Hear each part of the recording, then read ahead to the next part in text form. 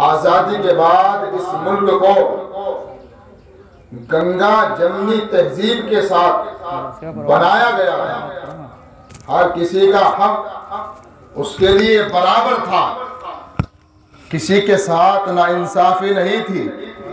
लेकिन आज इस मुल्क के अंदर भेदभाव की फिजा चलाई जाती है, उस तहजीब को तोड़ने की कोशिश की जाती है।